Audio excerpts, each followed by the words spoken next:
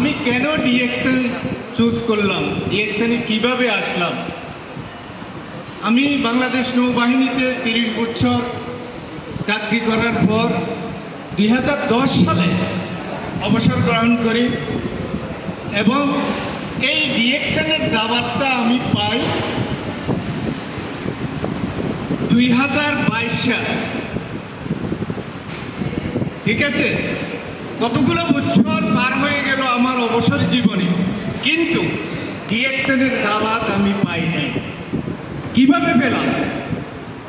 যখন আমার স্ত্রী অসুস্থ হয়েছে, আমি যখন চট্টগ্রাম মেডিকেলে ট্রিটমেন্টের জন্য গিয়েছি, ইসলামিক হাসপাতালে একটা স্টুডেন্ট ডিএক্সএনের একটা বক্স নিয়ে ঘুরতেছে আমার সামনে, 3টা অক্ষরে লেখা আছে ডিএক্সএন।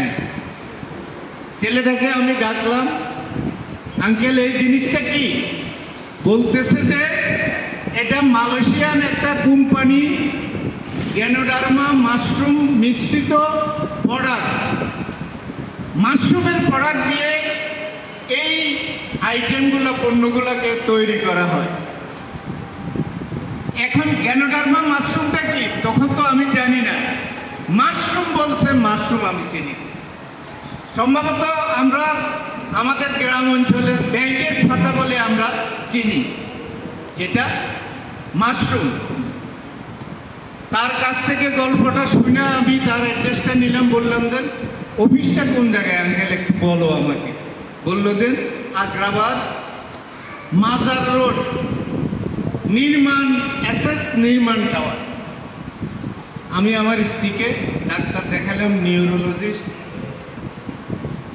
ডাক্তার দেখানোর পর আমার মেয়েকে দিয়ে বাসায় পাঠাই দিই। পাঠানোর পর আমি ওই অফিসে শরণাপন্ন হলাম। সেখানে স্টক পয়েন্টের ম্যানেজারের কাছ থেকে কিছু তথ্য নিলাম।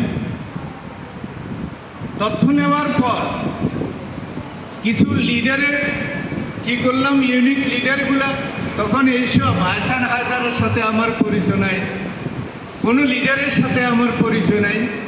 আমি কিছু প্রোডাক্ট সংগ্রহ করি।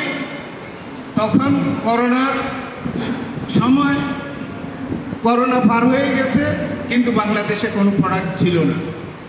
আমি মালয়েশিয়া থেকে প্রোডাক্ট এনে আমার স্ত্রীকে ট্রিটমেন্ট করাই।